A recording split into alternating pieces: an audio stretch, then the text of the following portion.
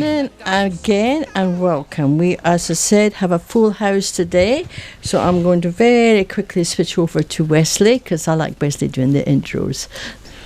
Thank you, Moira. Well, this morning our topic is age concern, and this week is World Age Elder Abuse Awareness Week. Yes. And this morning in the studio we have our guests Susan. Welcome, Susan. Kia ora. And Anthony. Atamari korua. And so we're very pleased to be able to let everyone know all the pitfalls that there are in our aged life. And being the oldest, I'm allowed to say that. You are. So fill us up with some really good information, Anthony, on how we look after ourselves, because we hear about abuse and it's very worrying, and it's so important that we are aware of how we can protect ourselves and the pitfalls that crop up in everyday life and the changes that are always occurring. Whatever age we are, we challenge change. You're right there. You're right there, Wesley. It's a challenge, but I don't think it should be a challenge because the first thing I think in terms of elder abuse is respect. Yes. Respecting oneself and respecting others. Sometimes, and with that too is institutions. When I say institutions, like, have you ever heard someone say to you at an interview, or if you heard this, you're overqualified? Yes, often, isn't it? It's often. Yes, it's often used. Yes. Why would you want to come and work for us? You're overqualified. What are they actually saying? They're actually saying, from my perspective, you're too old. That's what they're saying. Yeah. So it's a polite way. Is that PC way of saying you're too old? You're just overqualified. Yeah, because at the end of the day, you're asking for a job. You know what the job is, and you feel that you can do the job. But it's a mindset that's gone in and said, we call that ageism. Okay. Yeah, we call it ageism. So that it's actually you're too old for this job, and it's been ingrained in us from when we were little. Yeah. Oh, have you seen those old people there? I'll give you a story of my grandson. He said to me, he's 5 years old. Hey, Koro, are you as old as the mountains? He's only 5 years old. But my aunt, who's 72 years old, she said to me, I've got to go give morning to those old people down there. And I'm looking at her saying, really? So it's a mind thing. It's a mindset, yeah. Yes. What is old? What is old? Who said at the age of 65 that I can't work? But we get it in society. Once you retired, it seems like you have got no worth. Yeah, it's almost like you've been brainwashed into that period of time that when you reach certain stages, yes. It's like when you said about a 5-year-old, or grow up. We say to a child, it's starting, or grow up. And you think, well, that is the process they're in at this moment. Why should we be telling them to do it? We should be helping them. Exactly. Yeah. And then you're old enough to know better. We've got all these things that we actually use, and then we think, well, no, they're still in that stage of learning. I mean, 65, you're still learning. Exactly. When do you stop learning? My dad had a saying, the day you stop learning is the day that you die. And I think that was every morning you get up because you've got something new to learn today. Yeah, that's exactly right. And You've I think got I like something that one. new to learn today. And that's the same, I think, with society. We can't say once you get to a certain age, you're of no use, you're of no value. Because once you keep on saying that, we start believing that. And so when we get to that age, some people, when they get to that age, they start isolating. Yes. They start saying to themselves, well, I've done my dash, I sit in front of the TV and get bored. Get bored. Yeah. Or you live someone else's life through TV, which is not living, is it? No. It's a fantasy world. Well, you're shutting down, aren't you? It's just a distraction. Really. Yes. Yeah. And I think also for some people on their own, it's just hearing a voice. in the room, isn't it? It's like company, isn't it, really? Yeah, and they put the TV on and it's there in the background because they've got that voice. And or it's like my generation, we always had a radio going. I noticed some of the younger generation don't have a radio, don't listen to the radio. And I think music's a great thing for you to lift your spirit and get on with things. There's nothing better than doing the housework. You've got a bit of music to make it a bit better. A bit of heavy rock. No, I agree with you there. It's, I was saying the other day, you know, if you hop in the car and you're feeling a little bit down and all of a sudden the radio comes on and it's one of your favourite songs, all of a sudden your whole day has changed and it lifts your spirits. So and when you're in the car on your own, you can sing your heart out because you know nobody else is going to hear you. Hopefully. It can be a distraction, so don't have it too loud. The person in the car next to you doesn't want to hear your music. Well, yeah. But then you look at, what does singing do? When you sing, it's out loud. uplifting. Yeah. It's uplifting. It does a lot of things to your mind as well. A lot of endorphins start firing because you're happy. Yes. Yeah, and so when you start being happy, then you're not depressed.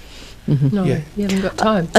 I think there is that as well. I think you know, as we do age, and I think we're all, you know, there. I know myself. I like company because I know it's uplifting. As soon as I see someone, I feel better. You know, and so I like being with company. Even if I just go down the street and say good morning or good afternoon, I feel better for it. And I think it's recognising that as well when you are getting through the different stages of life, that, you know, if you are a company sort of a person, you like socialising, be a volunteer or go and join clubs or doing something, isn't it? Because a lot of people, family, when they disappear, it's almost like they've got this open gap and they're not sure how to fill it anymore. They start disappearing. The elderly start to disappear, and then they have no voice. And so when they have no voice, what becomes of the knowledge that they have? Where does that go to? Yet the other ones, I heard this quote one day, and it said, when you have an elderly person in your house, you have a treasure in your home. And so the amount of knowledge that that person has to give, you know, is phenomenal. We just have to be there to receive it. Years ago, I worked in a retirement village in Masterton here, and we organised for a school to come and visit them once a week, and they would come up in a bus in the morning, and they were assigned to different households, sort of thing, and within weeks, both the children and the elderly, they were just waiting for them, you know, and the kids would run off the bus and they would go like mad to the people they were sort of assigned to, and they loved it. You could hear them coming out chatting away and the stories they were told, and usually they had something to eat because, you know, that's a generation that cooks for them and things like that. But you could just see it within weeks, the rewards from both sides, you know. And then a lot of the ones there, they had grandchildren but they couldn't see them, so by adopting another child in, it was still keeping them alive, and they said they had something to tell their family as well, you know. It's all about the socialisation, isn't it? And the children were coming in and they were saying, oh, but he used to be in the war, or he used to do this, so they were getting that stories of history as well, and because it was told to them, you know, they were remembering them. It was great, actually, great socialising little thing that was going on. What I like about that is that when we start doing intergenerational activities, it takes away that myth of you're just that old person. It takes it away because you interact all the time with them, and then it becomes normalised. If you don't interact, then we're separated. Now we're separated. We've isolated ourselves from each other, and we're a world of connection. Well, that's what we should be. And as I said, the older people have so much treasures that they can give to us. We just need to take the time to listen and be there with them. So for me, respect is a really big one, because if we don't respect ourselves and we don't respect each other, what have we got? For me, that's the foundation of it. It's getting into that self-worth, isn't it, as well? Absolutely. Yeah. But let's have a bit of music, and then we come back, and we'll probably talk about more of the role that you're actually doing, because unfortunately sometimes there's that not so good side of things that's happening out there that we probably should touch base with and talk about. Sure. Okay.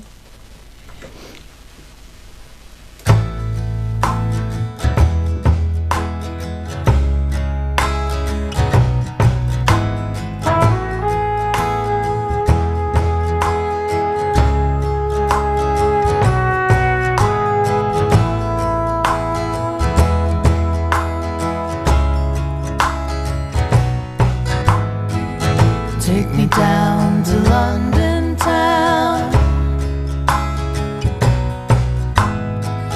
Travel card on the underground.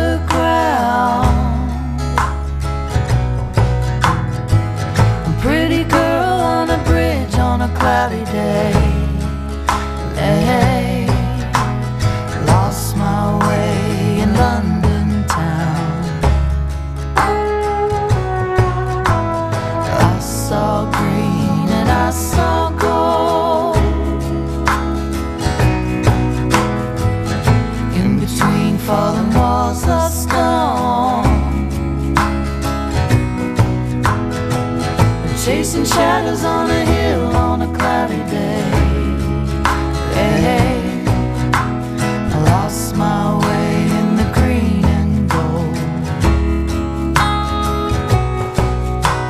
If only you were here, we could make it together. I miss you when I'm gone, you make everything better. Wishing I'm back with you.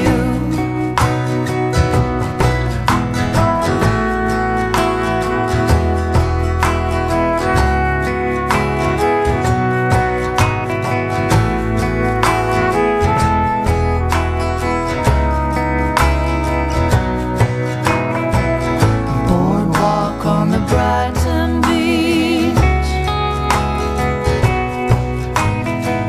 I saw a light, but it was out of reach. A fishing boat on a wave on a cloudy day. Hey, lost my way on the Brighton beach. If only you were here, we could make it together. I miss you when you're gone, you make everything better. Wishing I'm back with you.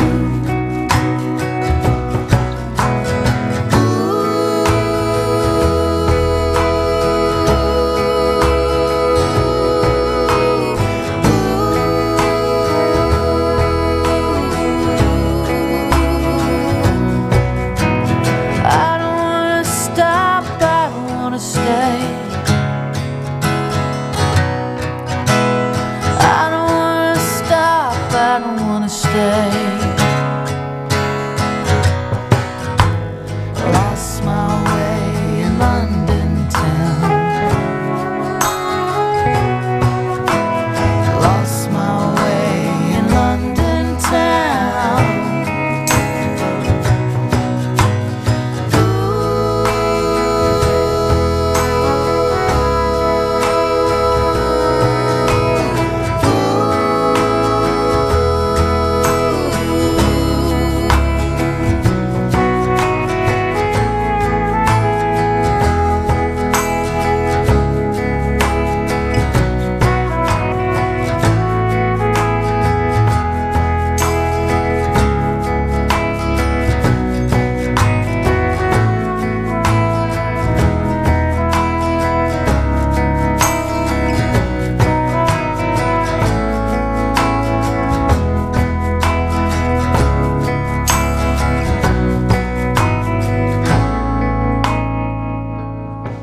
All right, that was a bit of a different sort of music for us this morning. That was London Town.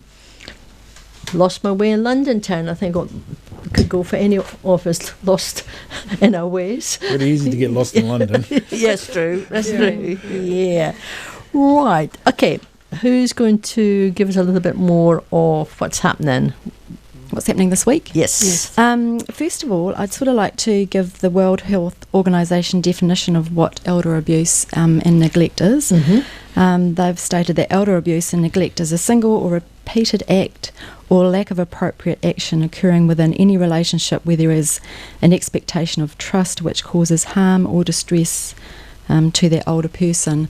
So I guess any person would have a different rating of what their distress is. So it's quite important that when we get referrals that we, talk to them and listen to their story, because, quite often you can jump in and interpret what you think they're saying. But, when we have people speaking to us, they have quite a big story. And Anthony and I have decided that it's not a 1 hour session. It's, up to 2 hours that we need to actually be listening to what's going on for them. Because often the story is only the cusps, isn't it? It's breaking through that and getting into the filling, really, isn't it? Then then you can start sort of putting it together. Have that person face to face, or is it quite often they ring first? A lot of our referrals come from a third party, so it's quite important for us to get that referral consented, that we contact the person that's requiring support. So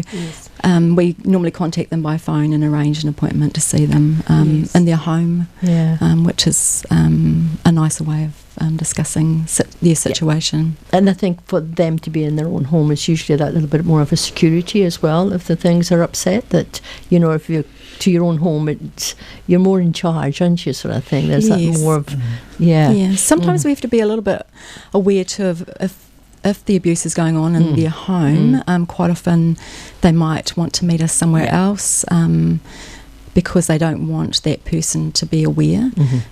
Our service is sort of like we try and look at it like a holistic wraparound service. So if there are issues in the home that are causing stress, like financial issues, or we've had a lot of people coming to live with their parents and they're taking their parents for granted, or breaking things, or just that whole different lifestyle of the younger generation that is quite offensive to an older person. We can actually talk to, with their consent, talk to the family as a whole and maybe look at how we can support that relationship rebuilding, or we can look at with collaboration with other agencies, maybe getting them another rental, or just budgeting. Just simple steps that can actually relieve the tension so that things are a lot easier to live with. And I think do you find that it's a total lack of understanding, and that younger people come into the elderly's home and they think, oh, we'll do this, they need that, and not take into consideration that it's, and respect that the fact is still the older person's home?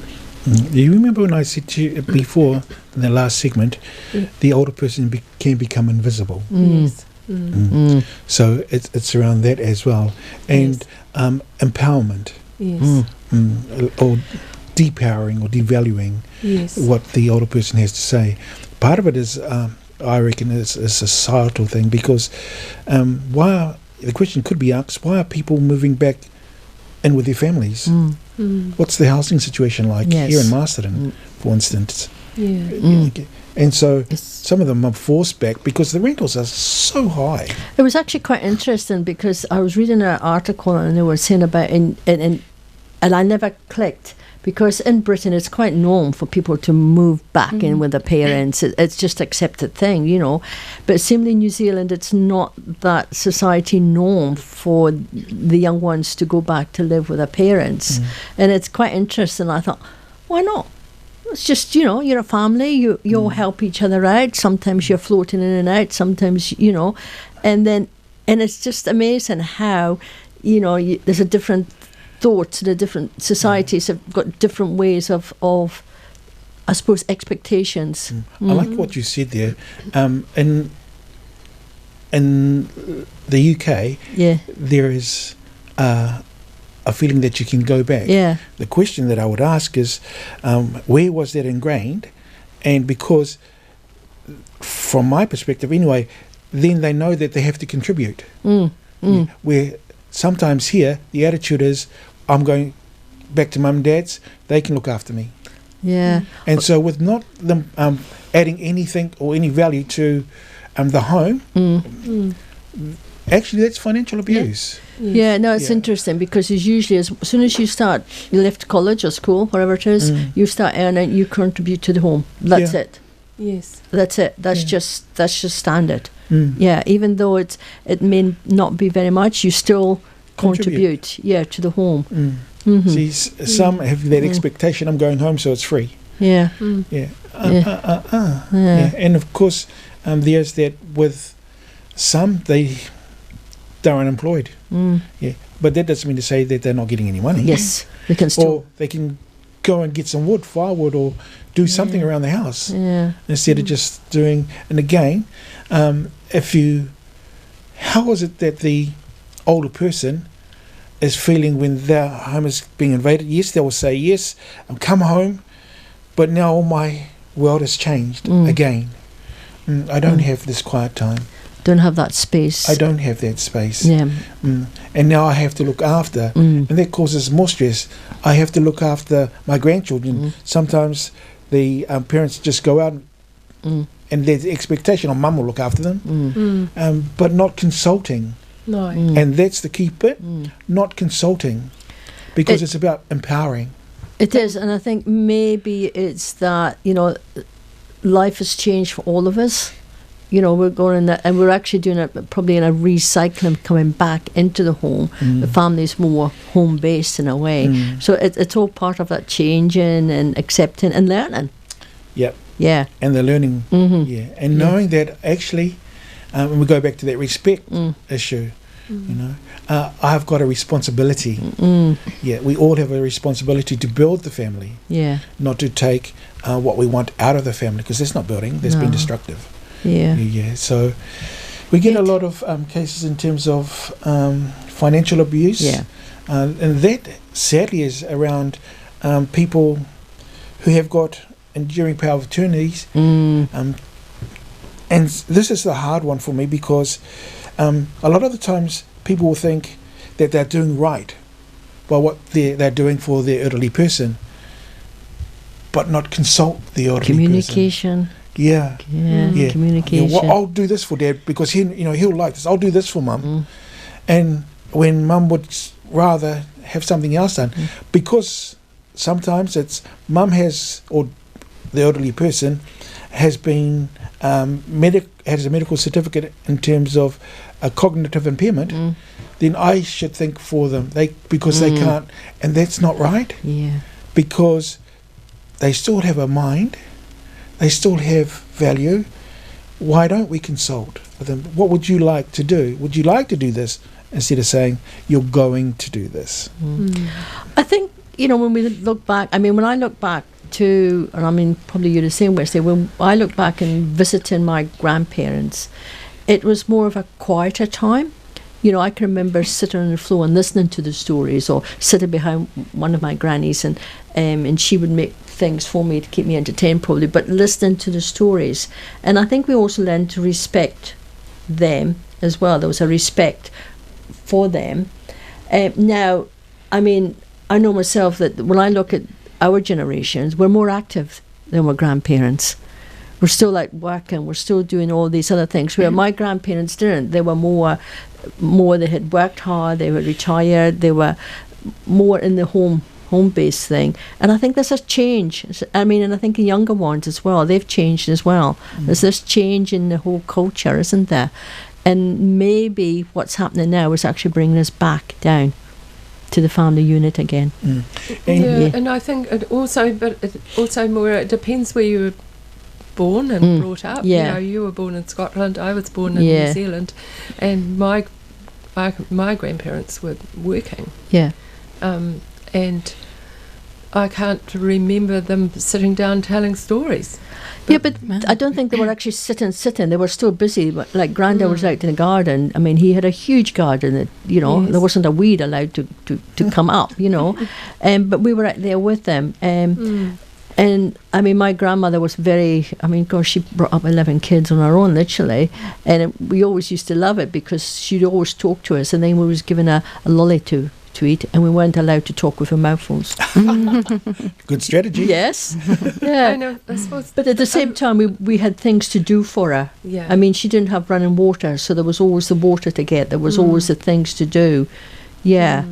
There was still that things going on. But yeah, and then I suppose the time I came along, you know, I was down here and the years had gone on and they were more in their 70s, Yes. yeah. And a lot of, especially grandmothers, their lives revolved around feeding people, didn't they? And cooking and communal meals and looking at feeding the people that came in for lunches and morning teas. And there was a big things around that, wasn't it? You know, I think it was a pride of putting food on the table, feeding the family.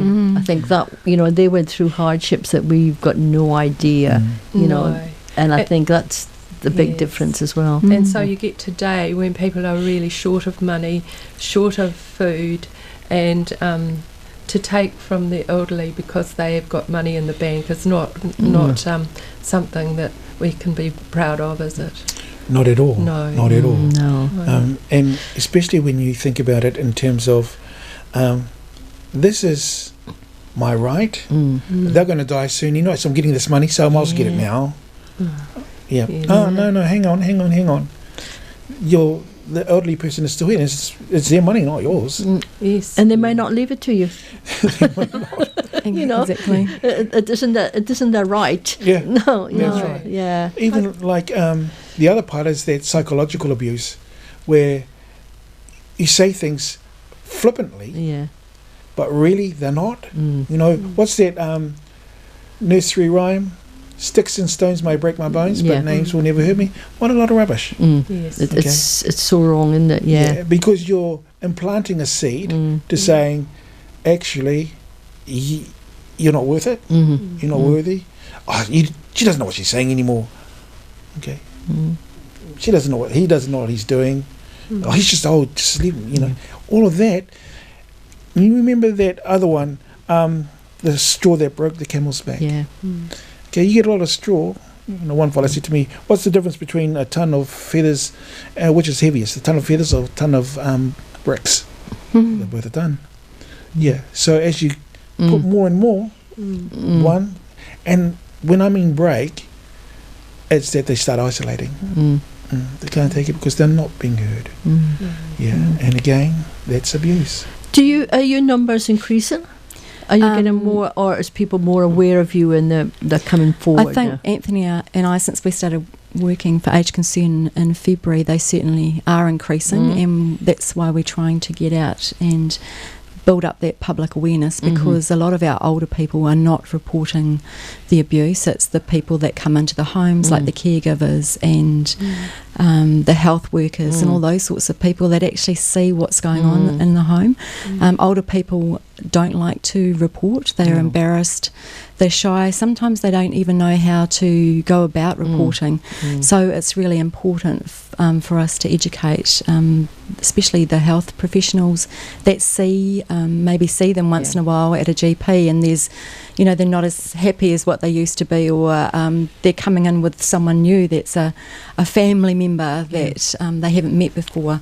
It's quite important to be able to pick up those sorts of signs. Unfortunately, back in the day, your GP used to be your GP for life, so they knew exactly what was going on for you without even... And there was tend to be a family GP as well. Yeah. So it's a lot harder now to pick up, but you know, we're trying to keep our older people in their homes longer because it's healthier for them to be in that way.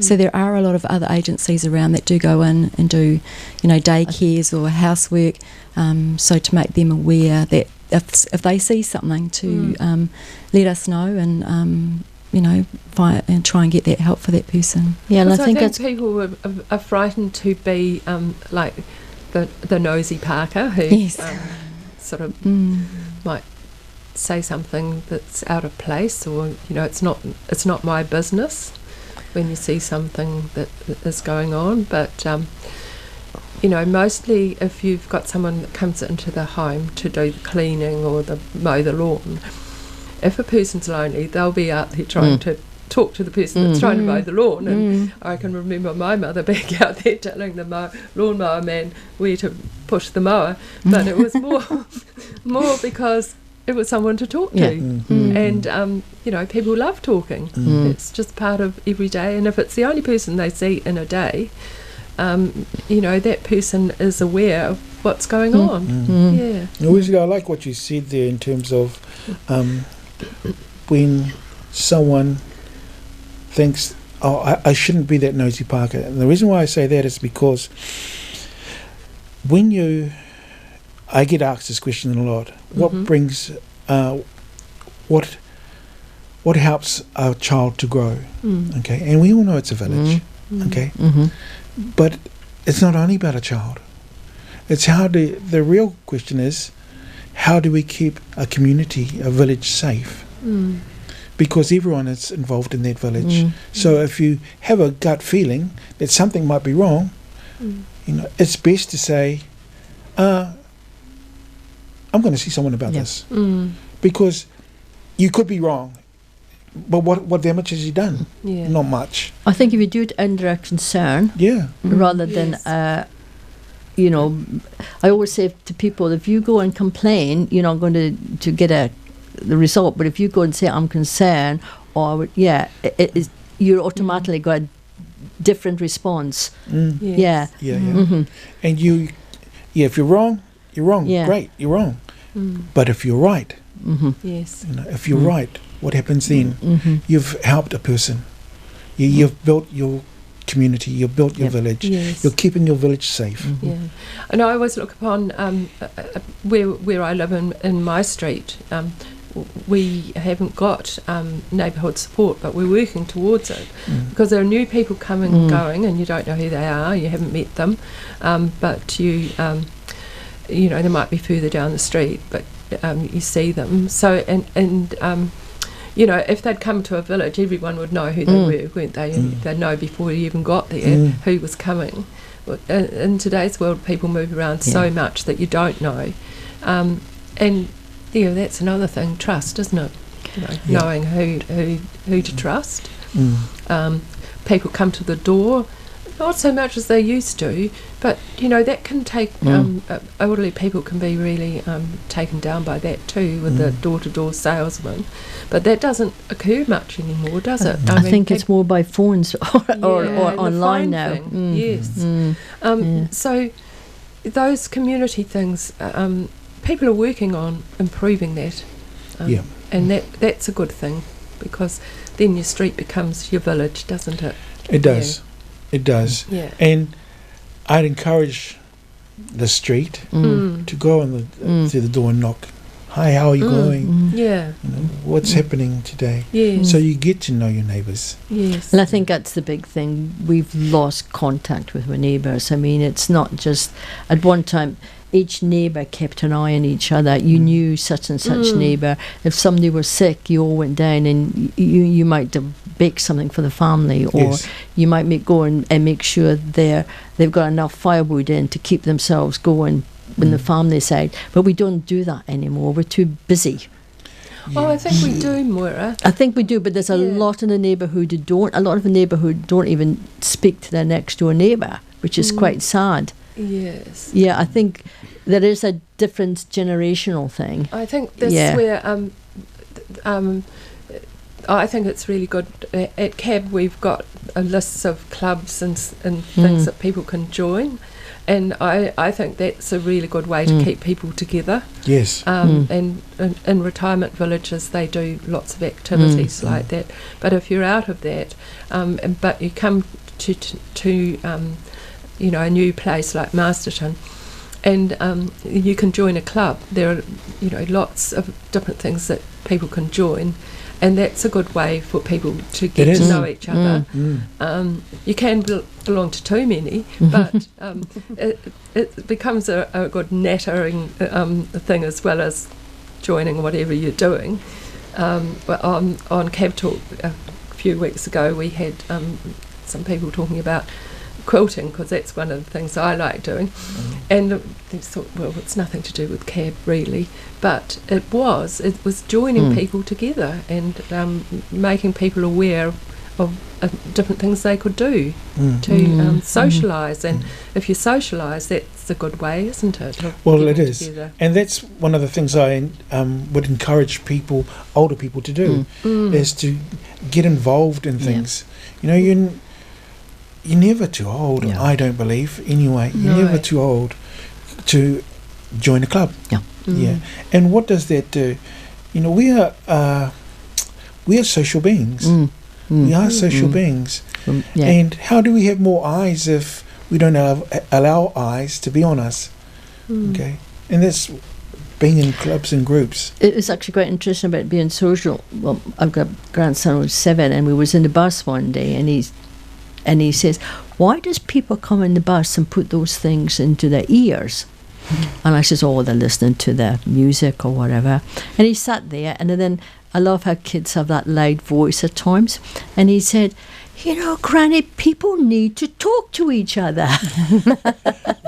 And it was quite surprising. A few heads lifted up, and they started to talk to the next person. And one actually left the bus and turned around and said, thank you, young fella, you know. And I thought, yeah, that's true. It is. We're not talking to. At one time you were on a bus, you went, hi, and you would have chatted about, oh, it's a cold day today, but you would have had a bit of a chat. You're building relationships.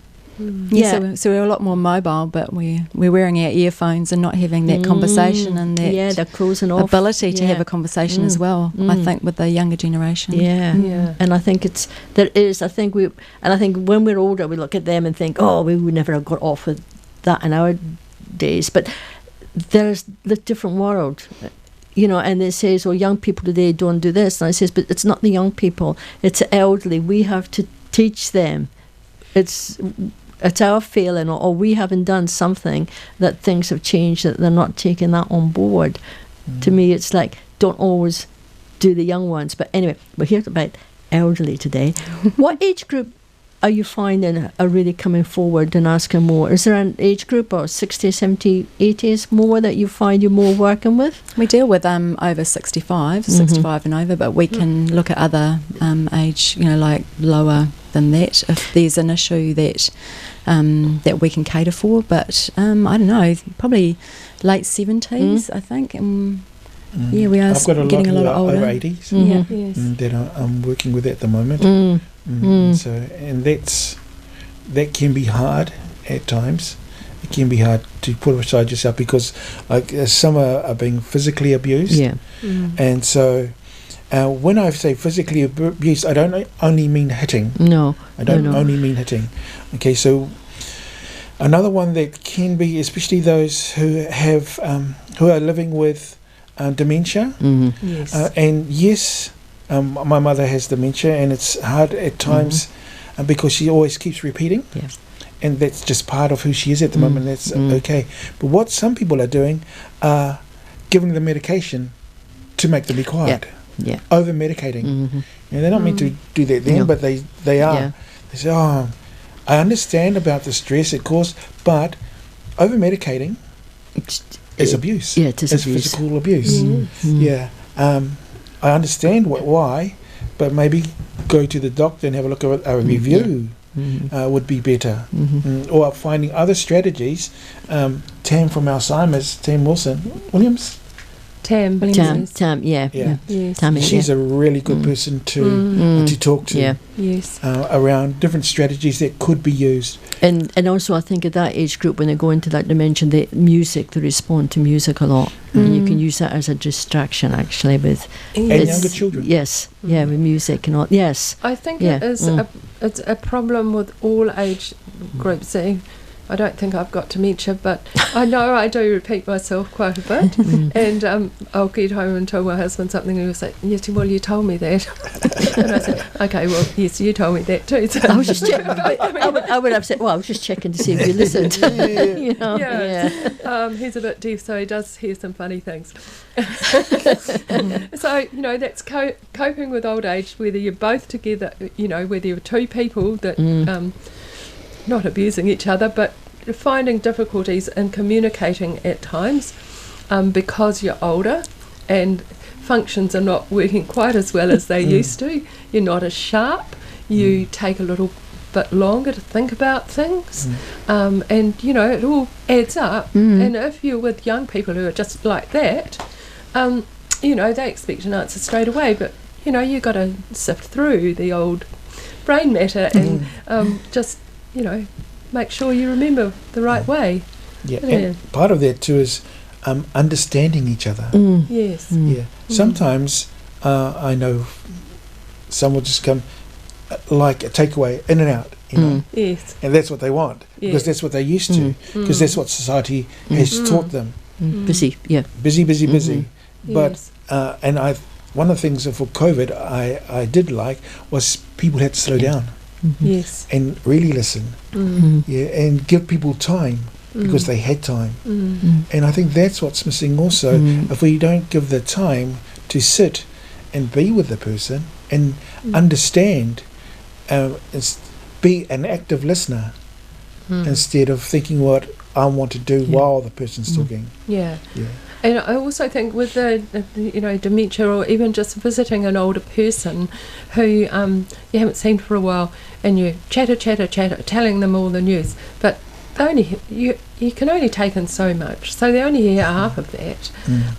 And whether people get uptight thinking, I've got to keep talking, telling her all this, whereas perhaps there's a way, you might know, of asking a few questions to the elderly to draw them out. Part of that is we forget, and that goes back what you're talking about communicating or talking on the bus, is how to ask open questions. Because we'll ask questions that are closed and expect an instant, or expect that person to carry on, or we expect them to answer straight away, not letting them process before they answer.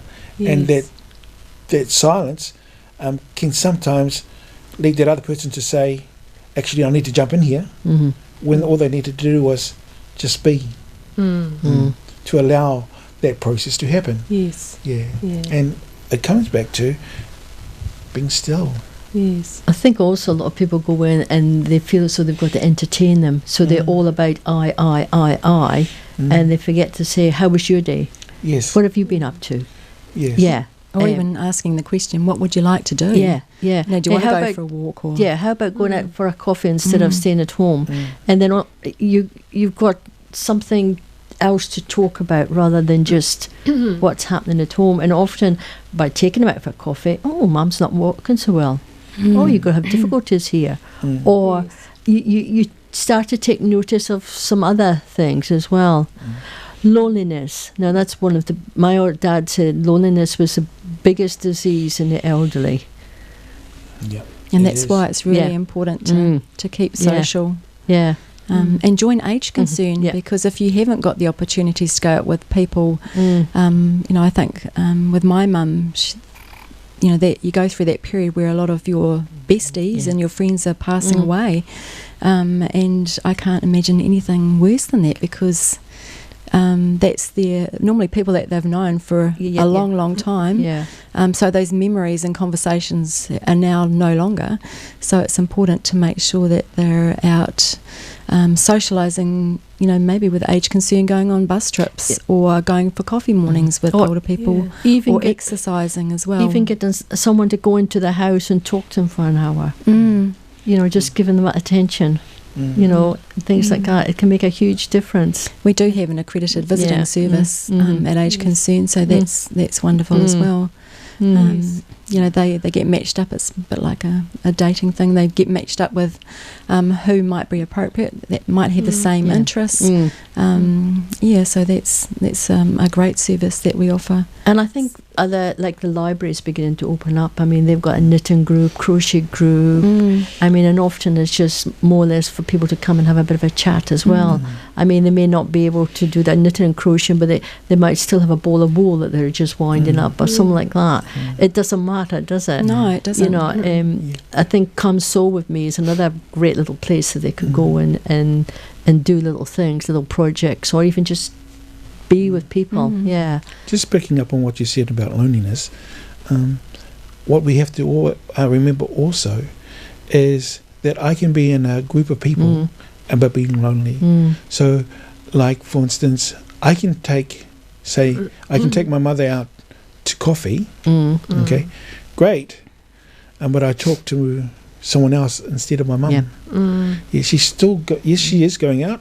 Yes, there are different sites that she's seeing, but she's still lonely because I'm not conversing with her. You're not giving her the attention. I'm not giving her the attention. And so, yes, we have this, we can have these good ideas, but as I said, in a crowd, a person can still be lonely.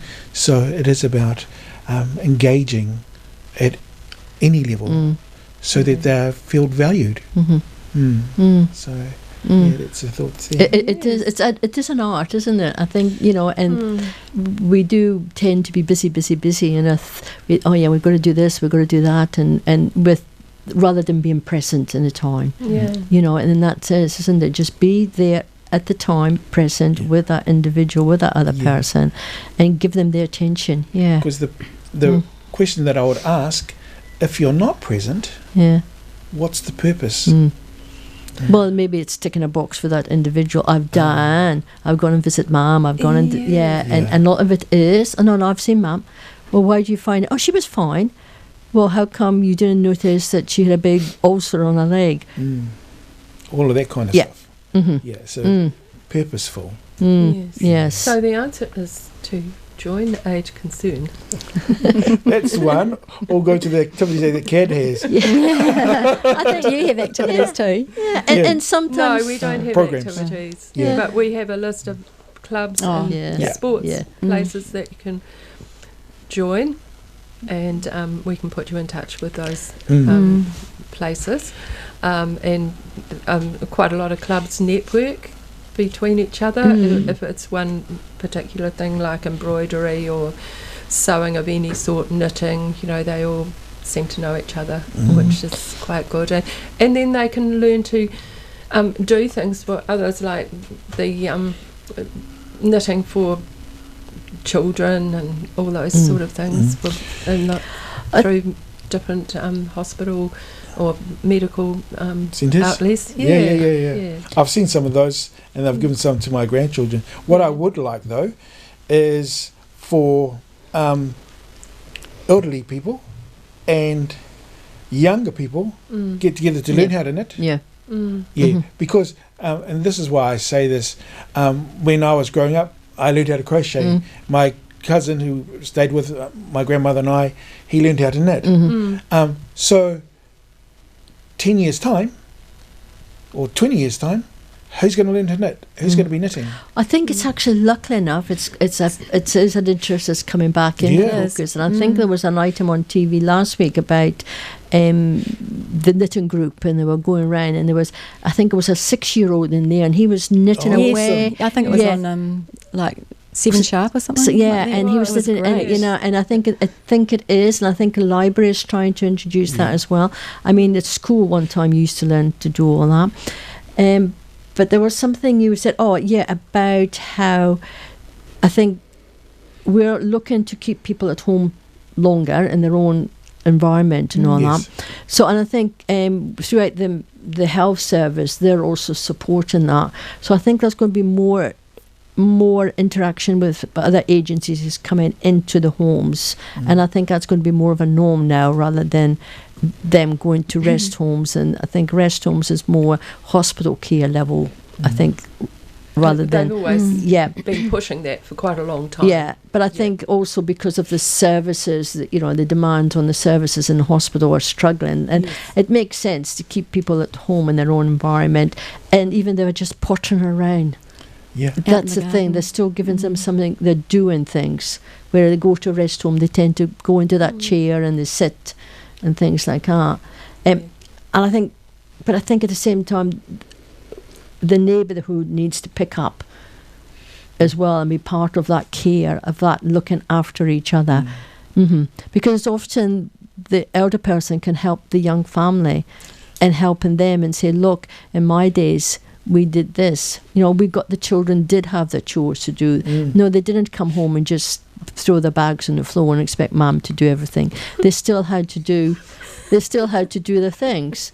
And I think we need to get that back into the family unit, working together, working as one. No matter what age group it is, Moira, there's always an argument and a fight. Get that bag in the right place. It's your turn to feed the chooks today. Yeah, exactly. But that was all. The same. But at least when I always say to people, the biggest role as a parent is actually preparing your children to survive out there. Yes. So, and that all comes back what you're talking about. It's about respect and responsibility. What we started with. Yeah. And your service would be fantastic if you achieved all those things and there would be no neglect or abuse, wouldn't it? It would be fantastic. That's where we're heading to. Yes. That's where we're heading to. Yeah. And so, because again, if we respect each other, we will want the best for each other. Yes. We want the best for each other. So if people out there do have concerns and they want to get in touch with you, the best time, number, your phone contact? So our office is open to come into from 9 till 3. And you're based up at Solway Showgrounds, entrance is at Fleet Street entrance. Our building is is the first building that you come to. We get quite a lot of the caravan people wanting to pay their money there, so we have to pass them on. So we're quite right there for people to see. And you can also contact us on our landline, which is 377 0066. If you have any thing that you wanted to discuss, you can actually, if you're lucky enough to be on there's an 0800 number, which is 0800 652 105.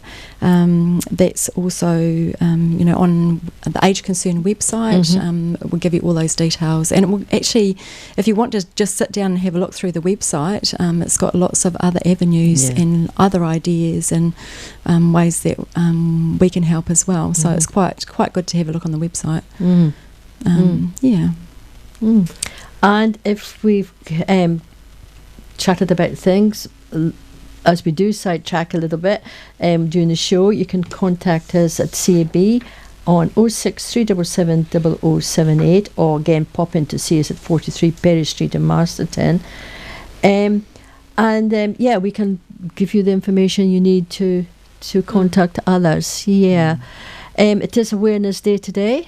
Yes, it is. Yeah. So everybody who's been out there listening to us, just go and say hello to the first person you've seen and just say, hi, how are you? Absolutely. Yep. Yeah. You're right. Well, thank you very much for coming along today. You're welcome. I think we could have chatted on for a lot longer. Yes. We could have. We could have. So all of you take care until we catch up next time. Ka kite. Ka kite.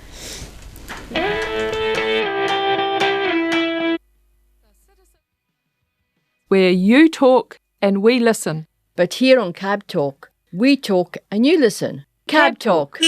Every Tuesday at 10 o'clock on Arrow FM. And always look on the bright side of life.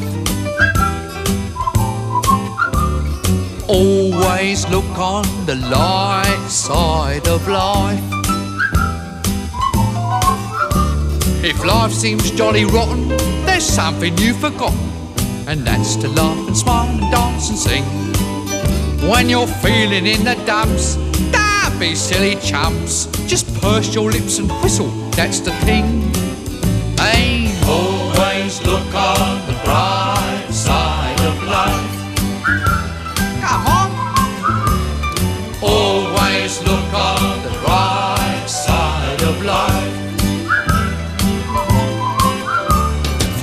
is quite absurd, and death's the final word. You must always face the curtain with a bow. Forget about your scene, give the audience a grin. Enjoy it, it's your last chance anyhow.